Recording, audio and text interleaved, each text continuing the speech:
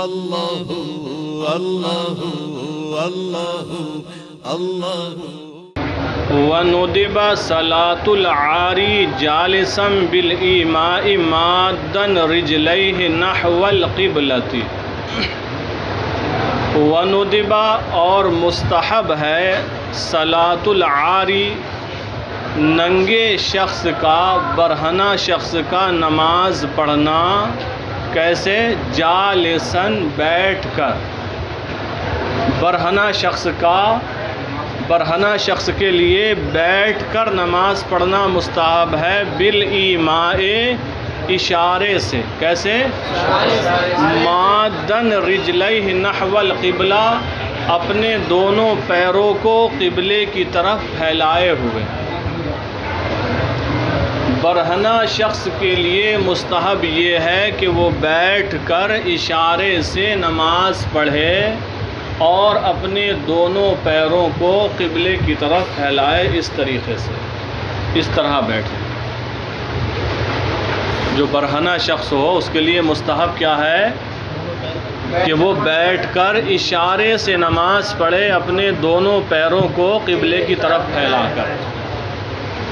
بیٹھ کر اس لیے بہتر ہے، افضل ہے کہ کھڑے ہونے میں اتنا ستر نہیں ہوتا ہے۔ یہ برہنہ ہے، کپڑا ہے نہیں، تو جب بیٹھ گیا تو ستر اس کا کچھ ہو جاتا ہے، چھپانے کی کچھ جگہ چھپ جاتی ہے۔ پھر فرمائے اشارے سے پڑھے، رکوع اور سجدہ نہ کرے، کیونکہ اگر بیٹھ کر بھی رکوع اور سجدہ کرے گا تو پھر اس کے اعضاء جو بیٹھنے کی وجہ سے چھپے ہوئے ہیں وہ ظاہر ہوں گے۔ تو اسی لیے فرمایا بیٹھ کر نماز پڑھے اشارے سے۔ کیسے؟ اشارے سے۔ اور بیٹھنے کی بھی کیفیت بتائی کہ اپنے دونوں پیر قبلے کی طرف نکال دے، قبلے کی طرف نکال دے۔ حالانکہ قبلے کی طرف پیر کرنا منع، لیکن یہ صورت ایسی ہے مجبوری کی، اس صورت میں اجازت ہے اور بہتر ہے یہ۔ کیوں؟ کیونکہ جیسے نماز میں بیٹھتا ہے اگر ویسے ہی بیٹھے تو پھر بھی اس کا ستر دکھے گا، شرمگاہ اس کی دکھے گی۔ اگر بیٹھنے کے ٹائم ظاہر نہ ہو تو جب وہ اشارے سے رکوع اور سجدہ کرے گا تھوڑا جھکے گا تو بے پردگی ہوگی۔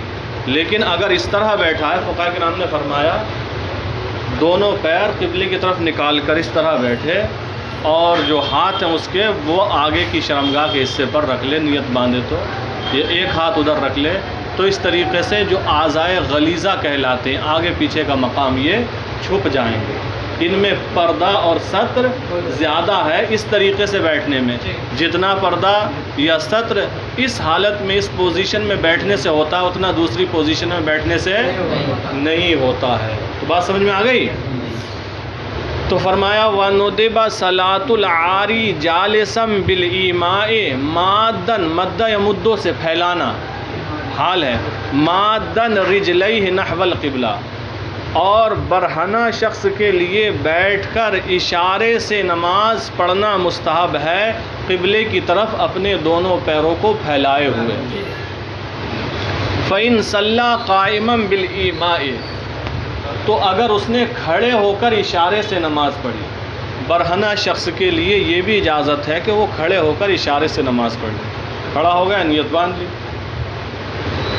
چاہے تو ہاتھ لگا لے آگے پیچھے، بہرحال لیکن بیٹھ کر نہیں پڑھ رہا ہے، وہ کھڑے ہو کر نماز پڑھ رہا ہے اشارے سے۔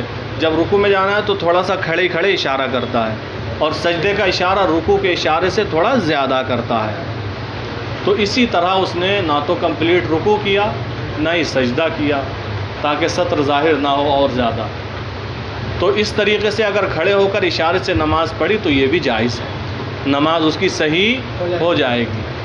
یا کھڑے ہو کر اس نے بالکل نماز ہی پڑھی، جیسے پڑھتے نیت باندھی، رکوع میں گیا، سجدے میں گیا، باضابطہ نماز اس نے پڑھی تمام ارکان کی ادائیگی کے ساتھ، تب بھی اس کی نماز صحیح ہے، نماز اس کی صحیح ہے، لیکن بہتر یہ ہے کہ وہ بیٹھ کر پڑھے۔ اور اگر چند لوگ ہوں، سب ننگے ہوں، کپڑے نہ ہوں، تو فرمایا الگ الگ پڑھیں، دور دور کھڑے ہوں، ایسا نہ ہو ایک دوسرے کو دیکھیں، دور دور کھڑے ہوں۔ اور فرمایا اگر جماعت کے ساتھ پڑھیں، جماعت کے ساتھ پڑھیں گے تو ایک صف میں لگنا ہوگا، تو فرمایا امام صف کے بیچ میں کھڑا ہو. امام کہاں کھڑا ہو؟ ہاں، آگے نہیں ہوگا جیسے امام صاحب کھڑے ہوتے ہیں. امام صف کے بیچ میں کھڑا ہو، بس اس کی ایڑی اوروں کی ایڑی سے تھوڑی سی آگے رہے. چلے دیکھیں. تو اگر کھڑے ہو کر اشارے سے نماز پڑھی برہنہ شخص نے جس کے پاس کپڑا میسر ہی نہیں ہے ہی نہیں، تو نماز صحیح ہے کہ نہیں؟ اور اگر کھڑے ہو کر رکوع کر کے سجدہ کر کے باضابطہ نماز پڑھی تو نماز صحیح ہے کہ نہیں؟ وہی مسئلہ ہے. فَإِن صَلَّى قَائِمًا بِالْإِيمَاءِ، تو اگر کھڑے ہو کر نماز پڑھی اشارے سے، یہ ایک صورت ہو گئی. او بالرکوع والسجود، یا رکوع اور سجود کے ساتھ پڑھی، صحا، تو یہ بھی صحیح ہے، اس کی نماز صحیح ہو جائے گی. لیکن سب سے بہتر طریقہ کون سا ہے؟ بیٹھ کر پیر قبلے کی طرف پھیلا کر اشارے سے نماز پڑھے. چلیں. وعورۃ الرجل ما بین السرۃ ومنتہى الرکبۃ، یہ ہم نے اس دن بھی بتا دیا تھا کہ مرد کا سطر کتنا ہے؟ ناف کے نیچے سے لے کر گھٹنے تک. ناف سطر میں داخل نہیں ہے، ناف سطر میں داخل بالاتفاق، تمام فقہا کا اختلاف. گھٹنا داخل ہے یا نہیں ہے اس میں اختلاف ہے. بعض فقہا کے نزدیک گھٹنا سطر میں داخل نہیں ہے اور بعض کے نزدیک داخل ہے. احناف کے نزدیک، امام اعظم ابو حنیفہ کے نزدیک گھٹنا سطر میں داخل ہے. تو مرد کا سطر عورت احناف کے نزدیک کیا ہے؟ ناف کے نیچے سے لے کر گھٹنے کی انتہا تک، یعنی گھٹنے کے نیچے والے حصے تک. وہی بتایا. وعورۃ الرجل ما بین السرۃ، عورۃ الرجل مرد کا سطر، ما بین السرۃ، السرۃ معنی ہوتا ہے ناف، ناف کے درمیان سے یعنی ناف کے نیچے سے، ومنتہى الرکبہ، الرکبہ معنی ہوتا ہے گھٹنا، گھٹنے کی انتہا تک. اور مرد کا سطر ناف کے نیچے سے گھٹنے کی انتہا تک ہے. یہ تو مرد کا ہوا. باندی کا بھی ہم نے بتا دیا تھا کہ جو مرد کا سطر ہے وہی باندی کا ہے. فرق اتنا ہے کہ باندی پیٹ اور پیٹھ کو بھی چھپائے گی. باندی کے ہاتھ کھلے ہوئے ہو سکتے ہیں، گھٹنے سے نیچے پنڈلیاں، پورے پیر کھلے ہوئے ہو سکتے ہیں. باندی کا چہرہ، اس کے بال سب کھلے ہوئے ہو سکتے ہیں. دیکھیں جی نہیں، یہ باندیوں سے بڑھ کر ہیں جو آج کل پیٹ کھول رہی ہیں. اور ہاں، یہ کہنا چاہ رہی ہیں ان سے بھی سستی ہو گئی ہیں، گئی گزری ہیں. بہرحال دیکھیں آگے پڑھیں. وَتَزِيدُ عَلَيْهِ الْأَمَةُ الْبَطَنَ وَالظَّهْرَ، وَتَزِيدُ عَلَيْهِ، اور اس پر یعنی مرد کے سطر پر باندی، البطن پیٹ، والظہر اور پیٹھ، پیٹ اور پیٹھ کا اضافہ کرے. باندی اس سطر پر جو مرد کا ہے پیٹ اور پیٹھ کا اضافہ کرے، یعنی باندی اپنے پیٹ کو بھی چھپائے اور اپنی پیٹھ کو بھی چھپائے. عورت کا کتنا ہے سطر تو آپ یہ جانتے ہی ہیں، ٹوٹل ہی ہے 5 اعضاء کے استثناء کے سوا، استثناء کے ساتھ. وَجَمِيعُ بَدَنِ الْحُرَّةِ عَوْرَةٌ، وَجَمِيعُ اور پورا کا پورا، بدن الحرہ، حرہ مانے آزاد عورت، اور آزاد عورت کا پورا بدن عورتن، عورت ہے، چھپانے کی چیزہ سطر ہے، اور آزاد عورت کا پورا بدن عورت ہے. کون سے حصے ظاہر کر سکتی ہے اس کا استثناء کیا، الا وجہہا، سوائے اس کے چہرے کے، وکفیہا، اور اس کی دونوں ہتھیلیوں کے، وقدمیہا، اور اس کے دونوں قدموں کے، اس کے دونوں. تو اس کے بارے میں بھی فقہاء کرام نے فرمایا کہ چہرے کا استثناء ہے، چہرہ کھول سکتی ہے. ہتھیلیوں کے بارے میں فرمایا کہ یہ جو سامنے کا حصہ ہے اسے کھول سکتی ہے، پیچھے کا ڈھکنا. اب کیا ہوگا؟ اب تو گلفس ایسے سلوانا پڑیں گے، آگے سے کھلے ہوں، پٹیاں لگی ہوں، ہوتی نہیں، پیچھے کا ڈھک لے.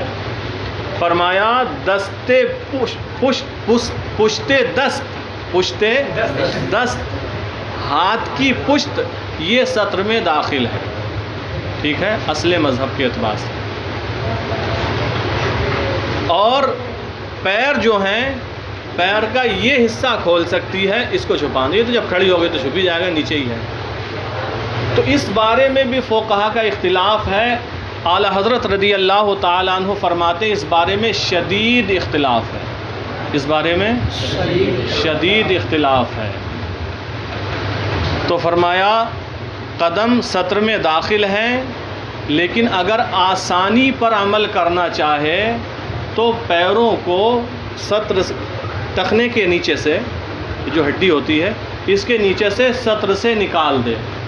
یعنی نہ پیر کے تلوے کو سطر میں داخل مانے، نہ پیر کی پشت کو سطر میں داخل مانے. اس میں آسانی ہے اور ایسی صورتوں میں اس پر عمل کرنے کی اجازت ہے. اعلیٰ حضرت رضی اللہ تعالیٰ عنہ نے تحریر فرمایا. اور فرمایا جو ہاتھ کی پشت ہے یہ سطر میں داخل ہے، لیکن دلیل کی قوت کے اعتبار سے یہ معلوم ہوتا ہے کہ یہ سطر میں داخل نہیں ہے. تو اگر دلیل کی قوت کو دیکھے تو اسے بھی سطر سے نکال دے، ٹھیک ہے. اور اگر اصل مذہب کو دیکھے تو اس کو چھپانا چاہیے. تو ایسے مسائل میں اعلیٰ حضرت رضی اللہ تعالیٰ عنہ تحریر فرماتے ہیں اختیار ہوتا ہے، چاہے تو احتیاط پر عمل کرے، اس حصے کو چھپائے، اور چاہے تو آسانی والے پر جو دلیل کے اعتبار سے قوی ہے یا پیروں کے معاملے میں جو آسانی والا ہے اس پر عمل کرے. ٹھیک ہے. تو یہاں اجازت ہے. ان کو بند اور پیک کرنے میں انسان مشقت میں پڑ جائے گا. ٹھیک ہے. تو اجازت ہوگی اس حصے کو بھی کھولنے کی اور اس کو بھی کھولنے کی اجازت ہے، اختیار ہے. ٹھیک ہے. اب سمجھ میں آ گیا.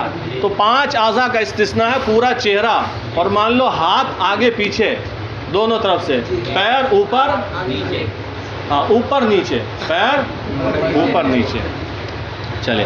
الا وجہہا، مگر سوائے اس کے چہرے کے، وکفیہا اور دونوں ہتھیلیوں کے، وقدمیہا اور دونوں قدموں کے سوا، ان کا استثناء ہے. اب یہاں سے یہ مسئلہ بیان کر رہے ہیں کہ ستر عورت شرط ہے. کیا ہے؟ اگر کوئی بھی عضو انسان کے اعضائے عورت، مرد کے 9 ہیں. مرد کے اعضائے عورت جانتے ہیں؟ جی اچھا ماشاء اللہ. اور عورت کے اعضائے سطر 30 ہیں. 9 ہیں، 30 ہیں. کتنے ہیں؟ اگر ہاتھوں کی پشت کو نکال دو تو 1 2، اور پیروں کے نکالو تلووں کو تو 3 4 کم ہو گئے، 26 رہ جاتے ہیں پھر. اور اگر انہیں بھی شامل مانیں گے تو کتنے ہو جائیں گے؟ 30 ہو جاتے ہیں. تو کسی بھی عضو کی اگر 1/4 کھل گئی، اگر کسی بھی عضو کی 1/4 کھل گئی، چھوٹا عضو ہو یا بڑا عضو ہو، اگر 1/4 کھل گئی اور ایک رکن کی مقدار کھلی رہی، ایک رکن یعنی 3 مرتبہ سبحان اللہ کی مقدار، سبحان اللہ کہنے کی مقدار کھلی رہی تو نماز فاسد ہو جائے گی. تو نماز، مان لیجیے ران یہ پورا ایک عضو ہے گھٹنا سمیت، اب اس میں اتنی جگہ کھل گئی تو یہ 1/4 سے کم ہی ہے، کیونکہ یہ پورا ملا کر ران کا حصہ 17 کا، یہ بہت بڑا عضو ہے نا، یہاں سے ہے تو اس کی 1/4 یا اس سے کم، 1/4 سے کم کھلا، 1/4 سے، تب تو نماز ہو گئی. لیکن 1/4 کھلی اور ایک رکن کی مقدار کھلی رہی تو نماز. اور اگر 1/4 سے بھی زیادہ کھلا لیکن فوراً ڈھک لیا، ایک رکن کی مقدار کھلا نہیں رہا تو نماز ہو جائے گی. تو ایسی صورت میں 1/4 نہیں، اگر پورا عضو بھی کھل جائے، کپڑا تھا، لنگی یا کچھ بھی ایک دم اڑ گئی اور فوراً اس نے ڈھک لیا تو نماز ہو جائے گی. نماز، ہاں اگر ایک رکن کی مقدار کھلا رہا اس کا سطر، 1/4 حصہ کھلا ہو یا اس سے زیادہ، تو نماز فاسد ہو جائے گی. بات سمجھ میں آ گئی؟ دیکھیں. وَكَشْفُ رُبْعِ عُضْوٍ مِّنْ أَعْضَاءِ الْعَوْرَةِ يَمْنَعُ صِحَّةَ الصَّلَاةِ. وَكَشْفُ رُبْعِ عُضْوٍ مِّنْ أَعْضَاءِ الْعَوْرَةِ، اور اعضائے سطر میں سے کسی عضو کا 1/4 حصے کا کھل جانا، یمنع صحت الصلاۃ، یہ نماز کی صحت سے مانع ہے. نماز کی صحت سے، یہ نماز کو صحیح نہیں ہونے دیتا. اعضائے عورت میں سے کسی عضو کے 1/4 حصے کا کھل جانا صحت نماز سے مانع ہے. یعنی اگر کھل گیا 1/4 حصہ تو نماز صحیح نہیں ہوگی. تو یہ مسئلہ سمجھ گئے. پھر یہ ہے کہ کسی بھی عضو کی 1/4 نہیں کھلی، بلکہ کسی عضو سے 8واں حصہ کھلا، کسی میں 9واں، کسی میں 7واں، الگ الگ اعضاء سے تھوڑا تھوڑا بدن کھلا. تو اب اگر جتنی جگہ کھلی ہوئی ہے، 4 5 6 جگہ جہاں جہاں بھی، یا 2 3 جگہ، اس سب کو جمع کرنے کے بعد جو اعضاء کھلے ہیں، جو ڈھکے ان کو نہیں دیکھا جاتا، جو اعضاء کھلے ہیں ان میں جو سب سے چھوٹا ہے اگر اس کی 1/4 کو پہنچ گیا اور 1 رکن کی مقدار کھلا رہا تب بھی نماز فاسد.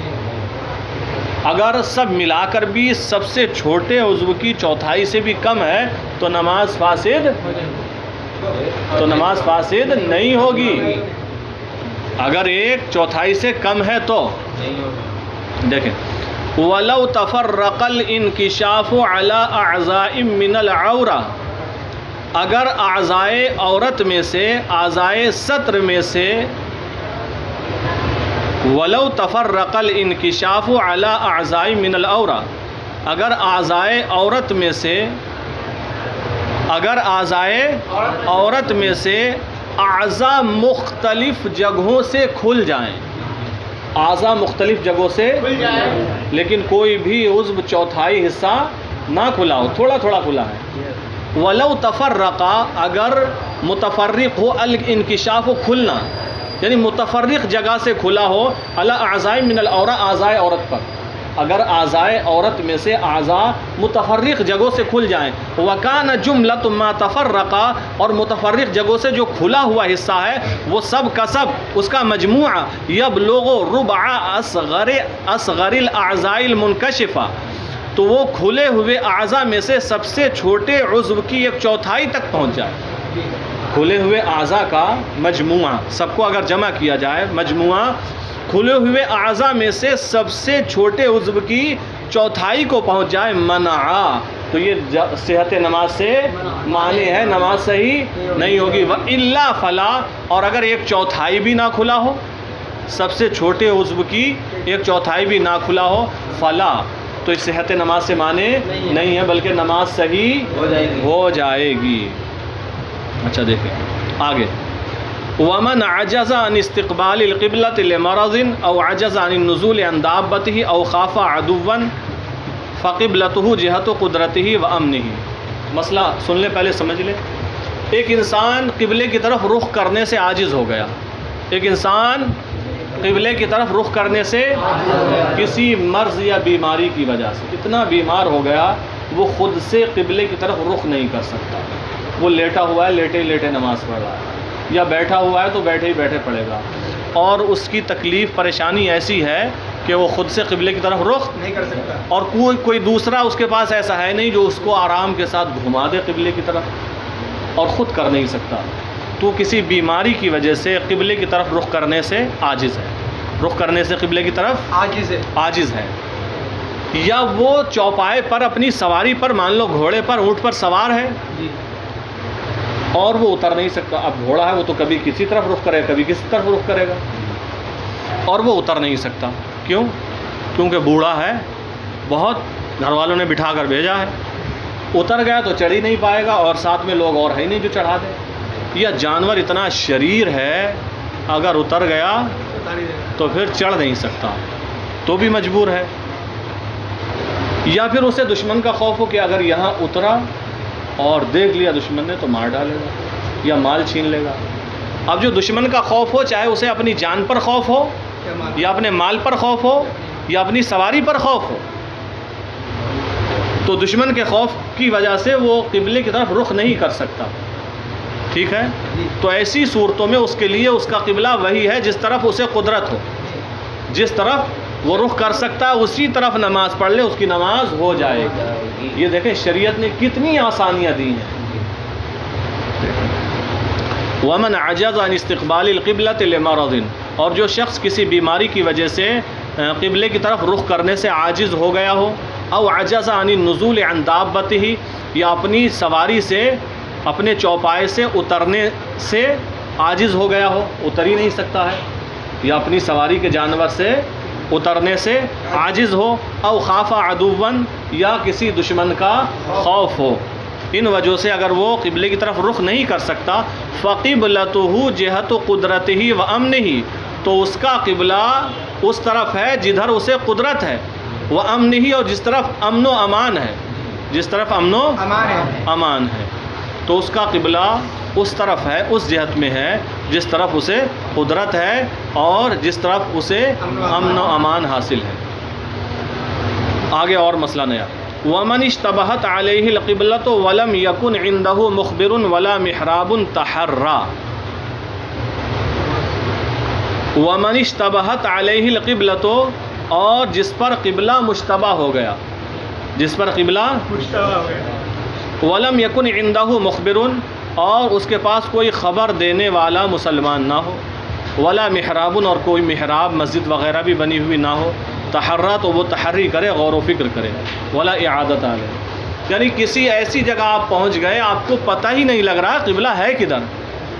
جب انسان سفر کرتا ہے تو ایسا ہو جاتا ہے، اب قبلہ مشتبہ ہو گیا، کنفرم ہو ہی نہیں پا رہا ہے کدھر ہے، کوئی ایسا مسلمان بھی نہیں جو خبر دے دے کہ فلاں طرف قبلہ ہے تو نماز پڑھ لے، اور وہاں کوئی مسجد، کوئی محراب، جیسے عیدگاہ کی دیوار بنی ہوتی ہے نا محراب، کوئی مسجد، کوئی محراب، کچھ بھی ایسا بنا ہوا نہیں ہے، ایسا نشان نہیں ہے جس کے ذریعے وہ معلوم کر سکے، یا سورج بھی نکلا ہوا نہیں ہے کہ عصر کا وقت ہوتا تو دیکھ لیتا ڈھل کے کس طرف کو جا رہا ہے اور کس طرف ہے اندازہ لگاتا، یا صبح کا وقت ہوتا، یا ستارے نکلے ہوتے، کچھ لوگ ستاروں سے حساب لگا لیتے ہیں، تو ایسی کوئی چیز ہے نہیں جس کے ذریعے وہ پتہ لگا سکے کہ قبلہ کدھر ہے اور قبلہ مشتبہ ہو گیا، کوئی بتانے والا بھی نہیں ہے، تو فرمایا تحرّا، تحری کرے، تحری کا مطلب ہوتا ہے غور و فکر کرنا، اپنا دماغ لگائے خوب محنت سے کہ ہوگا کس طرف، قبلہ ہونا کس طرف چاہیے، فرحان دماغ لگا کے جس طرف اس کا دل جمے کہ ہاں ادھر ہے،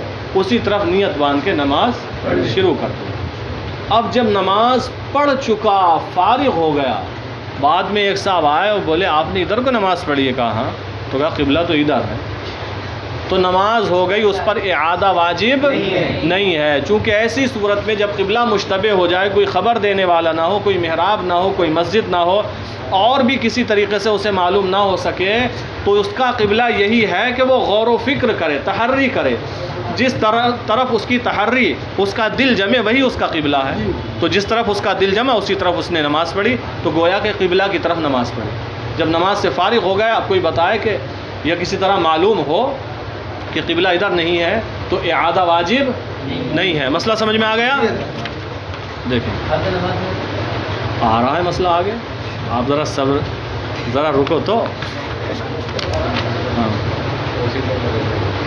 وَمَنِ اشْتَبَهَتْ عَلَيْهِ الْقِبْلَةُ، اور جس پر قبلہ مشتبہ ہو جائے، وَلَمْ يَكُنْ عِنْدَهُ مُخْبِرٌ، اور اس کے پاس کوئی خبر دینے والا، بتانے والا بھی نہ ہو، وَلَا مِحْرَابٌ، اور نہ کوئی محراب ہو، تحرّا، تو وہ غور و فکر کرے، غور و فکر کر کے نماز پڑھ لے، وَلَا إِعَادَةَ عَلَيْهِ لَوْ أَخْطَأَ، اور اس پر اعادہ نہیں ہے اگرچہ اس نے خطا کی ہو، جہت قبلہ کے علاوہ کسی اور طرف نماز پڑھ لی ہو، تب بھی اس پر اعادہ واجب نہیں ہے۔ اب یہاں سے مسئلہ وہی ہے جو آپ پوچھ رہے تھے، نماز پڑھنے کھڑا ہو گیا، تحری کرنے کے بعد، کس کے بعد؟ تحری کرنے کے بعد، غور و فکر کرنے کے بعد نماز پڑھنے کے لیے کھڑا ہو گیا۔ کب کھڑا ہوا ہے؟ تحری کرنے کے، اب اس نے ایک رکعت پڑھی تھی مان لیجئے، پھر خیال آیا دل میں جمع قبلہ ادھر نہیں ادھر ہے، تو گھوم جائے، نماز پوری کرے، آگے ہی جاری رکھے گا، یہ نہیں کہ جو رکعت پڑھی ہے اس کو پھر سے پڑھے اور نماز مکمل کر لے۔ اور اگر ایک رکعت ادھر پڑھی تھی پھر اس کی تحری بدل گئی، دل کہتا نہیں ادھر نہیں ہے ادھر ہے قبلہ، تو ادھر گھوم جائے، ایک رکعت ادھر ہوئی، دوسری ادھر، اب ادھر، اب اس کے بعد ایک رکعت پڑھی تھی پھر اس کا دل بدل گیا کہ تحری بدل نہیں ادھر ہے، پھر ادھر گھوم جائے، تو 4 رکعتیں اگر وہ 4 جہتوں میں پڑھے تب بھی نماز ہو جائے گی، اس سے زیادہ تھوڑی گھومے گا، پورا راؤنڈ لگا دیا۔ اگر 2 جہتوں میں پڑھے تب بھی، 3 جہتوں میں پڑھے تب بھی، جب 4 میں ہو گئی تو اس سے کم میں تو ہو ہی جائے گی۔ تو مسئلہ سمجھ میں آ گیا؟ جو شخص تحری کر کے نماز پڑھنے کھڑا ہوا اور درمیان نماز اس کی تحری بدل گئی، یا کسی نے آگے بتا دیا تو اب جس طرف قبلہ اسے معلوم ہو رہا اس طرف وہ گھوم جائے اور نماز کو آگے جاری رکھے گا، یہ نہیں کہ پھر سے پڑھے. وَإِنْ عَلِمَ بِخَطَئِهِ فِي صَلَاتِهِ وَإِنْ عَلِمَ بِخَطَئِهِ اور اگر اسے اپنی غلطی کا علم ہو گیا فی صلاتہ اپنی نماز میں، نماز پڑھتے ہوئے اپنی غلطی کا علم ہو گیا، استدارہ گھوم جائے، استدارہ اسی طرف گھوم جائے. وَبَنَا اور بنا کرے، بنا کا مطلب یہ ہوتا ہے جتنی پڑھ لی آگے پڑھے گا. وَبَنَا اور بنا کرے. تو یہ تو وہ صورت تھی جب تحری کر کے کھڑا ہوا تھا اور قبلہ مشتبہ ہے میاں پر، اور تحری بھی نہیں کی، ایسے ہی نیت باندھ لی، تحری بھی نہیں کی، ایسے ہی نیت باندھ لی، نماز پڑھ لی، نماز نہیں ہوتی، نماز. اس کا قبلہ جس پر قبلہ مشتبہ ہے وہ ہے جس طرف اس نے تحری کی اس کا دل جمے، اور اس نے تحری کی نہیں، تو قبلے کی طرف پڑھی کہاں. ہاں اس صورت میں فقہاء کرام فرماتے ہیں بغیر تحری کے کھڑا ہوا اور نماز پڑھ لی، نماز جب پڑھ چکا اب معلوم ہوا جس طرف میں نے پڑھی ہے یہی قبلہ ہے، کسی نے آ کے بتا دیا، یا سورج بادل میں چھپا ہوا تھا نکل آیا بادل ہٹے تو بولا ارے یہی تو قبلہ ہے. نماز بغیر تحری کے شروع کی تھی اور نماز مکمل کر لی. یاد رہے یہ قاعدے ہیں، ذرا سا آگے پیچھے کرو گے حکم بدل جائے گا. نماز بغیر تحری کے شروع کی، بغیر غور و فکر کے، اور نماز اسی حالت میں مکمل کر لی. مکمل کرنے کے بعد معلوم ہوا میں نے تو قبلے کی طرف نماز پڑھی ہے، تو نماز صحیح ہے. نماز چونکہ قبلے کی طرف پڑھی ہے نا، تو نماز. یاد رہے آگے بالکل تھوڑا سا بدل کر مسئلہ آ رہا ہے. اگر بغیر تحری کے نماز پڑھنے کھڑا ہو گیا، نماز مکمل کر لی، مکمل کرنے کے بعد اسے علم ہوا کہ میں مصیب ہوں، میں نے صحیح سمت میں نماز پڑھی ہے، قبلے کی طرف پڑھی ہے، تو نماز ہو جائے گی ملا. وَإِنْ شَرَعَ بِلَا تَحَرٍ اور اگر بغیر تحری کے نماز شروع کر دی، فَعَلِمَ بَعْدَ فَرَاغِهِ پھر اس کے فارغ ہونے کے بعد اسے معلوم ہوا أَنَّهُ أَصَابَ کہ وہ مصیب رہا، یعنی اس نے صحیح جہت میں نماز ادا کی ہے، صحت تو نماز صحیح ہے، نماز. اور اگر بغیر تحری کیے نماز پڑھنے کھڑا ہوا، نماز پڑھ ہی رہا تھا، اسی درمیان اسے معلوم ہوا جدھر میں پڑھ رہا ہوں قبلہ یہ نہیں بلکہ یہ ہے، یہ نہیں بلکہ اب کیا کرے گا بتاؤ. اب وہ کتاب میں دیکھ رہا ہے کیا، گھومے گا نہیں، نماز فاسد، نماز فاسد. نماز کیا ہو جائے گی؟ بغیر تحری کے نماز شروع کی، پڑھ رہا تھا، نماز کے درمیان ہی اسے یقین سے معلوم ہو گیا، یا تو کسی نے بتا دیا، یا سورج نکل آیا، یا کوئی اور ایسی نشانی ظاہر ہو گئی جس سے اسے یقین کے ساتھ معلوم ہو گیا قبلہ ادھر نہیں جدھر میں پڑھ رہا ہوں بلکہ دوسری طرف ہے. تو اب نماز فاسد ہو گئی، اس پر بنا نہیں کر سکتا، گھوم نہیں سکتا کہ ایسے ہی گھوم جائے نماز کو مکمل کر لے. کیوں؟ کیونکہ جو نماز وہ پڑھ رہا تھا بغیر تحری کے وہ ہلکے درجے کی تھی، حالت اس کی خفیف حالت تھی، ضعیف، کیا ضعیف حالت. اسے قبلے کا علم نہیں تھا، قبلے کا علم، تحری بھی نہیں کی تھی، تحری بھی، تو اس کی یہ ضعیف حالت تھی.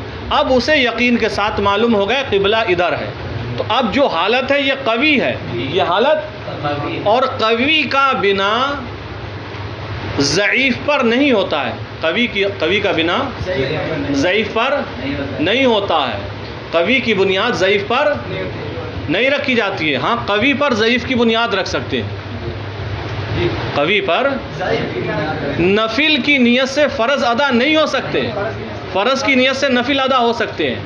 فرض قوی ہے، نفل اس سے ہلکے درجے کا ہے، تو نفل کی نیت سے فرض ادا. نفل پڑھنے والے کے پیچھے آپ فرض کی نیت باندھ لیں، آپ اس کے مقتدی ہو کر آپ کے فرض ادا ہوں گے. لیکن فرض پڑھنے والے کے پیچھے آپ نفل کی نیت باندھ لیں تو آپ کے نفل ہو جائیں گے.